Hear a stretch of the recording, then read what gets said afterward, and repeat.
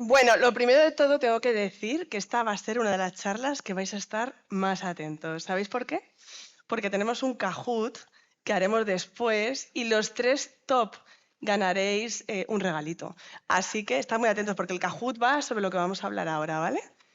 Bueno, lo primero de todo, muchísimas gracias Chema y Juan por estar hoy aquí con nosotros para hablar sobre el futuro de la inteligencia artificial, cómo ponerlo en valor, ¿no? en entornos empresariales. Nos encontramos ahora mismo en un momento disruptivo y que a mí, no os voy a engañar, me apasiona. Llevo ya varios años trabajando en el área de Big Data, de inteligencia artificial, y estamos en un momento único. Primero, vivimos durante la pandemia un momento disruptivo, donde la digitalización se aceleró de forma significativa. Hay informes de ciertos analistas que hablan que durante ese año de pandemia se aceleró 10 veces la digitalización de los años previos. Y bueno, hoy en día todas las empresas tienen en su agenda tanto la digitalización como la inteligencia artificial para conseguir diferenciarse. Bueno, pero eso sí, tampoco tenemos que dejarnos llevar siempre por las modas y tendencias. Es muy importante que aquellos que tengáis empresas y estéis decidiendo abordar un proyecto de datos y de inteligencia artificial, que siempre tengáis varias cosas claras. Lo primero de todo, aunque suene muy básico, pero que a veces estas modas, estas tendencias nos llevan a ponernos y a correr y a hacer cosas sin pensar, primero de todo es entender cuál es el caso de uso que quiero resolver, cuál es lo que de verdad afecta al core de mi negocio y que quiero resolver. Y el segundo, y que a mí, si algunos me habéis leído o visto en redes sociales, en LinkedIn, que soy bastante activa, me apasiona todo el tema de la ética en la inteligencia artificial. O sea, yo creo que no todo vale, ¿no? Siempre hay que hacer una inteligencia artificial que sea de confianza y que tenga una serie de parámetros, o sea, que esté anclada en valores, que seamos capaces de explicar, que seamos capaces de detectar sesgos, que, bueno, que sea robusta, que garanticemos la privacidad, ¿no?, de los datos. Y bueno, pues para todo esto nos acompañan aquí Chema y Juan. Lo primero de todo, os dejo un espacio breve para que os presentéis, que os conozca un poco la audiencia, quiénes sois, ¿no?, y qué hacen vuestras empresas. Bueno, pues yo soy Juan Vallalta y soy responsable de inteligencia artificial en Laverit. Laverit es una consultora tecnológica valenciana, aunque somos ya más de 1.100 personas y tenemos presencia en 18 países. Somos fabricante de producto y tenemos verticales muy importantes en sanidad, en industria, en logística y en puertos. Y en la oficina de inteligencia artificial somos un centro de competencias en inteligencia artificial y lo que buscamos es promover nuestros productos y servicios, mejorarlos con soluciones de inteligencia artificial y al mismo tiempo también ejecutamos proyectos para administraciones públicas o clientes privados. Muy bien, Chema. En mi caso, nosotros solo nos dedicamos a inteligencia artificial. Somos una compañía boutique. Solo hacemos proyectos relacionados con cualquier cosa que tenga que ver con inteligencia artificial, ya desde hace unos cuantos años, con sede en Madrid y en México también.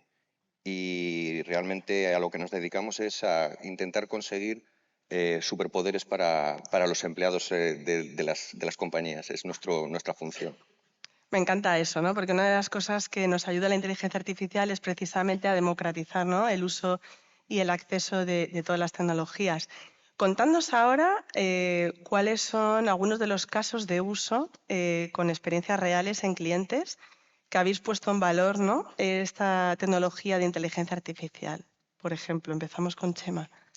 Bueno, pues tomando la palabra de lo que comentabas antes de la transformación que sufrimos durante la época del inicio del COVID, yo creo que un proyecto muy importante de los que hicimos nosotros tuvo que ver con la época de la emergencia del COVID y tuvimos que poner en la Comunidad de Madrid la información de 80 hospitales, cientos de centros de salud, unificada en un solo punto para tomar decisiones claves de cómo controlar la pandemia en Madrid, en este caso, en la Comunidad de Madrid. Otros proyectos interesantes que hemos hecho, por ejemplo, hemos hecho uno recientemente aquí en Valencia, relacionado con el cáncer, en el Instituto Valenciano de Oncología. Muy bonito, un proyecto espectacular que salió además muy bien, haciendo unas calculadoras que permiten a los oncólogos decidir tomar decisiones respecto a las pacientes de si operan o si no operan, si le ponen quimioterapia o no, para mejorar su calidad de vida en el proceso de salud. La verdad es que es bonito también ver, ¿no?, cómo la tecnología ayuda en nuestro día a día también, ¿no? Ayuda a la sociedad en algunos temas tan sensibles, ¿no?, como este que estás contando. Juan, ponnos algún ejemplo de los casos de uso que estáis haciendo vosotros. Sí, bueno, nosotros trabajamos mucho en el sector salud también. Estamos ahora en un proyecto que se llama Medicina Personalizada Big Data. Es un proyecto de las administraciones públicas, el Servicio Canario de Salud y la Consejería de Sanidad en la Comunidad Valenciana. Y básicamente tiene 3 retos fundamentales, intentando explorar, ¿no?, las capacidades que tienen estas tecnologías emergentes en la mejora de la atención en salud. Entonces, hay un grupo de casos de uso relacionados con la interacción de los usuarios, la interfaz, llaman ellos, ¿no?, de usuarios con el sistema de salud. Y ahí básicamente lo que desarrollamos son agentes conversacionales con el objetivo de ofrecer en un primer grupo de casos de uso promoción de hábitos de vida saludable, con una interfaz con la que los usuarios pueden interactuar 24/7, sin necesidad de que haya un personal clínico o asistencial detrás. Es decir, podemos tener encuentros que son clínicamente relevantes sin la necesidad de que haya personas, y personalizando las recomendaciones y los consejos que hacemos para los usuarios en función de sus hábitos de vida. Al mismo tiempo, eso también nos permite que los sistemas de salud recolecten información muy relevante para la salud. Sabéis que los factores ambientales son determinantes para los problemas de salud, y que muchos de estos datos no se recolectan de forma rutinaria en las consultas o en las atenciones médicas. Ese sería un grupo de casos de uso. Otro grupo de casos de uso está relacionados con la analítica predictiva. Entonces, aquí hemos hecho desde sistemas de apoyo al diagnóstico para patología lumbar basado en resonancia magnética, modelos predictivos de riesgo que nos puedan dar una predicción sobre un evento adverso que pueda suceder en el futuro, como que un paciente tenga un ingreso no previsto en hospitalización. Y también hemos hecho lo que se llama estructuración automática de documentos. Si vosotros imagináis un hospital, el que conozcáis, la FE que la tenemos aquí cerquita, imaginaros 10 años de funcionamiento de la FE, la cantidad de conocimiento clínico que se deposita en sus sistemas. La mayor parte de este conocimiento está en un formato no estructurado que generalmente es difícil de manipular. Y gracias a las técnicas de inteligencia artificial también podemos conseguir extraer conocimiento de todo eso que está registrado en texto natural. Y por último, y no menos importante, es dotar a estos sistemas de salud de una plataforma que les permita gobernar, ¿no?, este tipo de soluciones de inteligencia artificial que tienen algunas características diferenciales. Pero es verdad que también ocurre, ¿no?, que a veces hay que superar una serie de retos hasta poder llegar a unos casos de éxito, ¿no?, como lo que estáis contando vosotros. O sea, es habitual, ¿no?, en los proyectos. Contadnos un poquito, que además a mí me gusta no solo aprender de los éxitos, sino también de los problemas que se han encontrado, ¿no?, y cómo los habéis podido solucionar. Os contad un poquito al público retos que os hayáis encontrado y cómo los habéis superado. Bueno, en nuestro caso, en el proyecto del Instituto Valenciano de Oncología, nos encontramos al principio sin tener un conocimiento profundo de cómo poder resolver el problema desde un punto de vista de ciencia de datos, y utilizamos una serie de herramientas que nos proporcionó el fabricante, IBM, para poder generar automáticamente decenas de posibilidades de resolución del problema y así avanzar en elegir cuáles eran los mejores modelos para resolver el problema. Al final incorporamos información muy interesante que tenía el instituto, y conseguimos unos modelos que tenían mejor funcionamiento que algunos estándar del Instituto de Salud de la Gran Bretaña, o del Queen Mary, o de algunos hospitales americanos. La verdad es que a mí me pasa también personalmente en una gran empresa en el que me decían: Victoria, tenemos un equipo de científicos de datos muy grande, pero lo que nos ocurre es que hacen unos modelos, unos algoritmos tan sofisticados y tan, bueno, perfectos, digamos, que a la vez, o sea, no es a lo mejor los mejores performance. y cuando los ponemos en producción nos tiran las máquinas. Entonces, este tipo de tecnología, ¿no?, de la que estás hablando ahora mismo, Chema, ¿no?, todo lo que es AutoML, es una herramienta muy útil para garantizar, por un lado, que sobre todo en equipos a lo mejor científicos de datos, que a lo mejor son más junior y que a lo mejor están empezando y, claro, construyen lo que es lo ideal, pero que, bueno, pues a veces no es lo más performant y puede provocarte otro tipo de problemas. Cuando pones en marcha todos esos tipos de proyectos o de modelos, pueden llegar modelos que has hecho tú en la organización, pueden haberlos hecho otros equipos en otros lugares, puedes estar importando información y modelos de otros sitios y todo tiene que funcionar en el mismo sitio, tiene que ser como una fábrica. Si no industrializas el proceso de construcción de los modelos, no vas a tener ningún tipo de éxito. El enfoque académico que hasta ahora se ha tenido en muchísimos proyectos y casos de la vida real en la ciencia de datos, lo único que hace es producir algo que queda muy bonito en un papel y con unos resultados en una matriz de confusión estupenda, pero que no se convierte en algo real que luego se utiliza en una organización. Ya no son superpoderes si no llegas a ese punto. Entonces, para llegar a ese punto hay que hacer una industrialización y asegurar que lo que despliegas o pones en marcha en la organización va a seguir utilizándose, se va a seguir optimizando, va a seguir evolucionando y todo el mundo puede participar dentro de la organización de esa información. Eso, o sea, hay que poner una balanza un poco lo que es el accuracy y la perfección, digamos, del modelo versus lo que es, ¿no?, el rendimiento luego que va a tener No ese se puede ir modelo a que lo vas a loco. ser capaz, sí, de procesarlo, ¿no?, sin problemas. Juan, a ver, cuéntanos tú algún reto que te has Sí, encontrado. pues bueno, la verdad, enlazando con lo que dice Chema, yo le llamo el largo camino a la puesta en producción. Quiero decir, se habla muchísimos de modelos. De hecho, si seguís la literatura académica, en el ámbito de salud se pueden publicar 20.000 artículos al año hablando sobre modelos de inteligencia artificial aplicados a la salud. Pero la realidad es que si miráis lo que está aprobando la FDA o lo que se está marcando Comunidad Económica Europea como producto con inteligencia artificial, dispositivo médico con inteligencia artificial, ya estamos en centenares, ¿no? Entonces, para nosotros es clave la aceptación clínica, la aceptación del profesional, la adopción, ¿no? No nos sirve de nada tener el mejor sistema del mundo, el mejor sistema predictivo, si no conseguimos que los profesionales lo utilicen, ¿no? Y ese es uno de los grandes retos. Entonces, tenemos que dotarnos de herramientas que aseguren que pueden comprender los modelos, que son interpretables, que son explicables, podemos tener que evaluarlos y asegurar que no tienen ningún riesgo para el paciente. Ese es uno de los grandes retos. Y por otro lado, otro de los retos importantes es la usabilidad, ¿no?, de los usuarios. Y tenemos que trabajar, ¿no? Nosotros, de hecho, en el proyecto hemos trabajado conjuntamente con usuarios piloto para poder ir mejorando y modificando las capacidades de nuestros sistemas.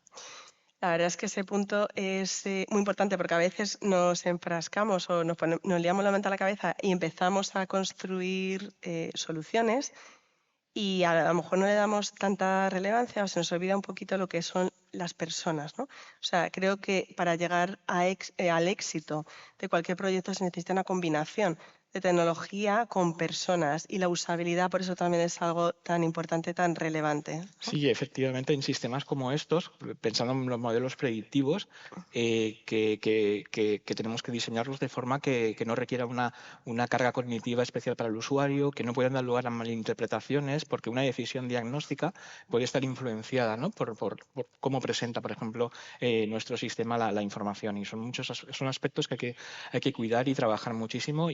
Y bueno, es básico, ¿no?, en cualquier proyecto. Siempre nos dicen, ¿no?, a la hora de plantear un proyecto tenéis que considerar a todos los stakeholders, a todas las partes interesadas. Pues con este tipo de sistemas sí cabe más. El usuario que lo va a utilizar directamente tiene que participar desde el principio en la creación. Y además en un entorno tan regulado como el de sanidad, creo que también es otro, ¿no?, factor muy importante a cuidar y a tener en cuenta. Sí, efectivamente. Y bueno, y aquí especialmente, aunque también es algo que es importante en todos los sectores, pero aquí somos especialmente sensibles con las cuestiones relacionadas con la privacidad y la seguridad del dato, ¿no? Debemos garantizar en todo momento que los datos de los pacientes no han sido vulnerados y no se está haciendo un uso adecuado, ¿no? Entonces esto nos obliga a tener en cualquier proyecto de inteligencia artificial durante todo el ciclo de vida del dato un gobierno que nos garantice la anonimización, que nos garantice qué utilización se están haciendo de esos datos, etcétera. La verdad es que, bueno, yo aquí entramos ya en el tema que a mí me apasiona, pues yo también te he llevado un poquito ahí, ¿no? Que es todo el tema de la ética de inteligencia artificial. Nosotros, claro, para nosotros en IBM es algo que tenemos incrustado en nuestro ADN. Todas las soluciones que hacemos de inteligencia artificial Se basan en principios éticos de inteligencia artificial. De hecho, tenemos un comité desde hace años, liderado por 2 mujeres, lo voy a decir, que también eso me hace sentirme muy orgullosa, ¿no? Ver mujeres tomando este tipo de decisiones, ¿no? Y liderando en empresas tecnológicas. Y bueno, pues aquí, como decíamos antes, todo lo que es la explicabilidad, la transparencia, los sesgos, la privacidad y la robustez son claves para poder llegar a construir una inteligencia artificial de confianza. ¿Qué otros ejemplos hay? Porque sé que, Chema, tú tienes algunos más, ¿no? Para poder ayudar, ¿no? A unas soluciones que habéis hecho también en este sentido. Sí, a ver, nosotros como te comentaba al principio, nosotros hacemos para cualquier sector. Uno de los sectores con los que trabajamos fuertemente es el sector financiero. De hecho, esa es la razón de trabajar más en Latinoamérica, porque el sector financiero tiene una preponderancia fuerte en el caso de crédito para personas con cierto nivel de vulnerabilidad y fragilidad. Entonces hay cooperativas de crédito que necesitan sistemas de riesgos que los grandes bancos tienen, pero que estas compañías no tienen. Nosotros tenemos soluciones que hacen este tipo de cosas. Pero claro, cuando eso se presenta al regulador, tienes que garantizar que tus modelos son absolutamente justos a la hora de hacer el trabajo.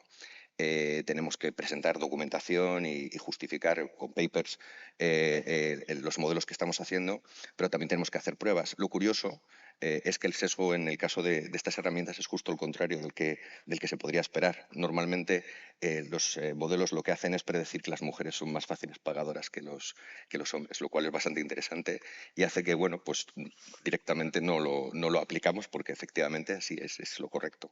Mm. ¿Quieres apuntar algo más, Juan? ¿Algún Bueno, ejemplo más? Bueno, en salud. bueno, nosotros, yo casi cogería ¿no? la idea de la operacionalización, de la industrialización, ¿no? Que es toda una metodología que se está construyendo actualmente, pero hemos de ser muy conscientes de que estos sistemas de inteligencia artificial, con el paradigma actual, que es el paradigma dominante desde el que está haciendo, ¿no? Que estemos todos aquí hablando hoy de inteligencia artificial, que es el aprendizaje automático o la tecnología subyacente del deep learning, son modelos basados en datos, ¿de acuerdo? Y los datos, como decía Chema, los datos, y porque nuestras organizaciones, en su forma de operar, nuestra cultura, introduce sesgos y esos sesgos están reflejados en los datos.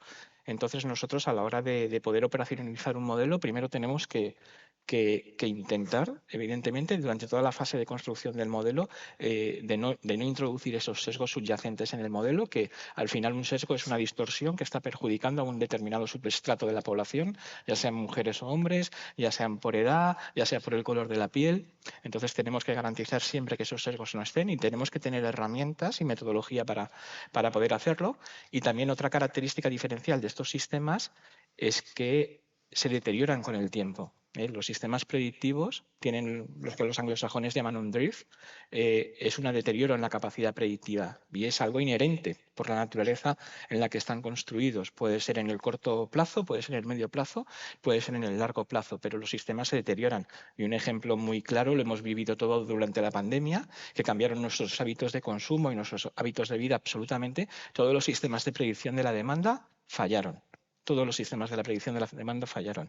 Entonces tenemos que tener herramientas también en este ciclo de vida de la operación, de la producción, cuando tenemos ya el sistema trabajando en real, tenemos que tener herramientas que nos permitan hacer esa monitorización, controlar sistemáticamente, en función del impacto que pueda tener ese deterioro, pues esa monitorización tendrá que ser más exigente o menos, pero tenemos que monitorizar continuamente estos sistemas y en el momento en que hemos detectado una desviación en su capacidad predictiva, que la tendrá, pues tenemos que recalibrarlo, reentrenarlo, ¿no? Y tenemos toda una metodología para poder hacerlo, pero evidentemente necesitamos herramientas y plataformas que nos puedan, ¿no? Ayudar a que ese trabajo no sea arduo.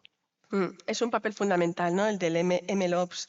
De hecho, bueno, primero hay que empezar con saber qué caso voy a tener, de dónde voy a sacar el dato, es un dato de calidad, estoy gobernando el dato, ya diseño mis modelos, los pongo en producción, pero es verdad que esto es un círculo que hay que cerrar, ¿no? Y que juega un papel fundamental todo lo que es la parte de MLOps, en poder ser capaz de detectar, ¿no? Esa desviación, esos drift para poder volver a reentrenar, ¿no? Mis modelos. Y bueno, llegados a este punto, algunos estaréis diciendo, bueno, Victoria lleva tantos años de inteligencia artificial y cuando habla de disrupción nos habla de la pandemia y no nos habla nada de lo que está ocurriendo ahora. Lo estaba dejando para el final, sí. También leo las noticias y también, ¿no? Sí, sí. Pues toca el momento de hablar un poco, ¿no?, de inteligencia artificial generativa. En IBM llevamos trabajando años ya en modelos fundacionales, foundation models. Y bueno, tenemos algunos con algunas empresas, no sé si habréis visto alguno, el anuncio que hicimos de IBM a nivel mundial en Orlando hace, no sé si eran 2 o 3 semanas. Y allí, por ejemplo, hablamos incluso de clientes que están utilizando ya algunos de estos modelos fundacionales nuestros. Y también se hizo el anuncio de una plataforma de IA generativa que se llama WatsonX. Me imagino que muchos de vosotros... Bueno, a ver, que me gusta a mí también mucho lo de interactuar con el público. A ver, además así veo si estáis despiertos o no y si no os despierto para el Kahoot. Levantad la mano aquellos que sepáis qué es Watson. Ah, vale, muy bien, muy bien. Muy bien. Y no es, pero no es querido Watson, ¿eh? No es el de Sherlock Holmes. Ahora volver a levantar la mano. Ah, vale, vale, lo sabéis bien. Vale, vale. Bueno, pues ahora estamos ya en WatsonX. WatsonX es nuestra plataforma que se hizo el anuncio en Orlando. WatsonX es nuestra plataforma que incluye lo que son las capacidades para poder desarrollar modelos de inteligencia artificial utilizando modelos fundacionales que hemos entrenado nosotros, como os comentaba, que llevamos trabajando desde IBM Research desde hace ya unos años. Y por otro lado tenemos también un acuerdo con Hugging Face, con lo que se puede acceder también a modelos de inteligencia artificial generativa de Hugging Face, que es de la comunidad Open.